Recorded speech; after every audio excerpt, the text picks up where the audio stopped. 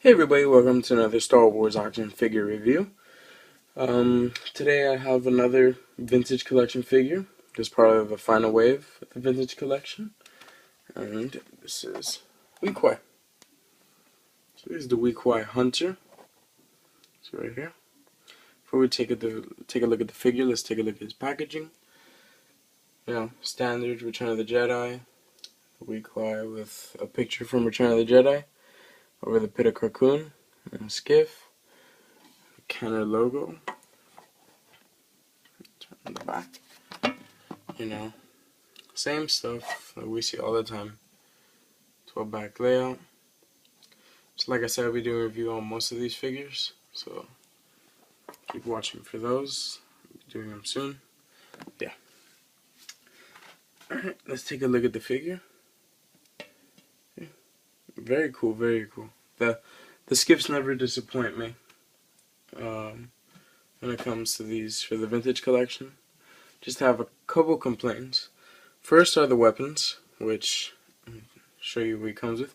He comes with that Vibrox, which I'll talk about in a second, and then he comes with a blaster pistol. Now this isn't his blaster pistol, this is from another skiff. It's the same mold, same exact thing, the only difference is this one has paint applications. See how it has silver? His doesn't. If you take a look at the packaging right here, let me just show you. So you can see, it's just black, plain black. Very disappointing. As well as his axe. Let me take off right now.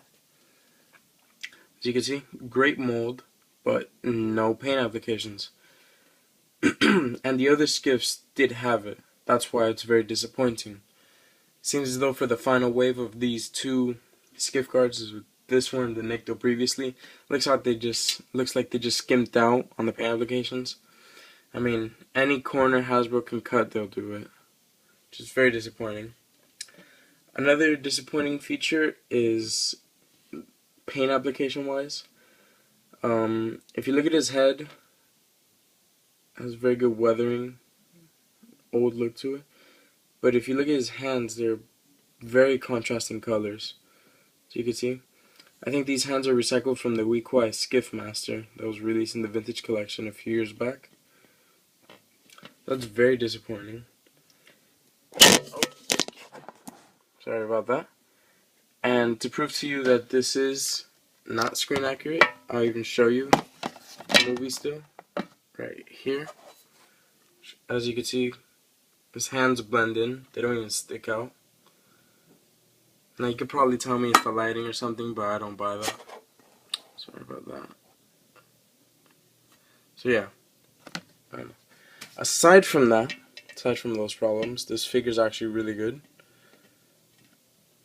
It still has great details. I mean, the head sculpt, like I said, spot on, perfect. Can't complain anything about that. The hair is molded nicely, like the braids, whatever you want to call it. Great detail all around. Pouches molded nice. Good paint applications with various greens, golds, black, some yellows.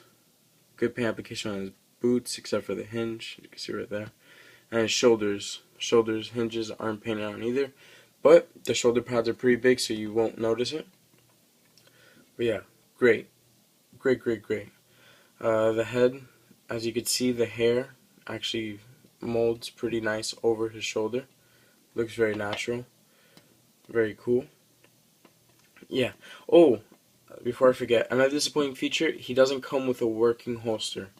He's the only skiff to not have a holster, which is kind of disappointing, That's another thing I would have expected, especially the fact that he can't hold his pistol if you have him holding the axe. Or it just looks very odd for him to hold both weapons. But, what can you do? Alright, quick run through of articulation. He has a ball jointed neck, ball hinged shoulders, which are limited due to the shoulder pads, ball hinged elbows, swivel wrists, swivel waist, swivel hips, ball hinged knees, and ball hinged ankles. So yeah, this is a very, very good figure. I would recommend them if you could get them for a good deal, or if you could even find them for that matter, since he's the final wave and he's online exclusive only, as well as the Obi-Wan Kenobi. You're pretty much out of luck if you can't find them. He's going for ridiculous prices, but luckily I pre-ordered him. So yeah, I hope you found this review helpful. I will be doing some more vintage figures soon. Stay tuned for that, and I'll see you on the next video.